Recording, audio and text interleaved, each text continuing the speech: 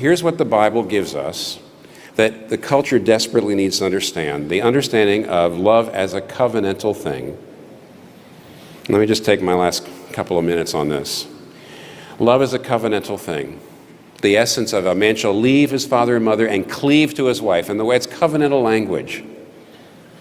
God is the witness to the first marriage. He gives the woman to the man. Now, what is a covenant? Well, our culture doesn't even know. We don't even use the word, but here's a little nutshell definition.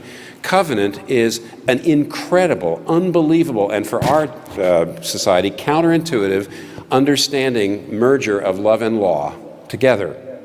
That is, a covenantal relationship is more intense and personal and intimate than a merely contractual relationship or legal relationship, but at the same time, it's far more binding and solemn than a merely emotional relationship. In fact, a covenant relationship is more intense and more personal because it's legal.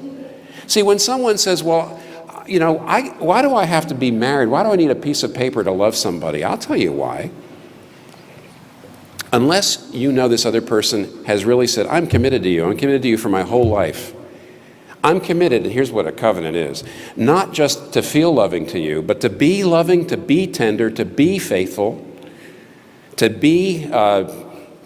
serve you, regardless of how I feel. That's a covenant. I'm going to be tender. I'm going to be affectionate. I'm going to be faithful. I'm going to be unselfish. That's what you're promising when you get married. I promise not to feel loving, but to be loving regardless of the circumstances. And only when somebody does that to me, then I can say, now I can be myself. Now I'm not afraid that you're going to walk away because we don't have the right chemistry.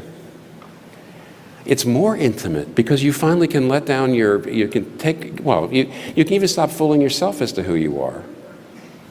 And you finally start to find out who that person really is that you have married. I mean, in other words, a covenant, first of all, reveals us so that we can actually be who we are inside the marriage.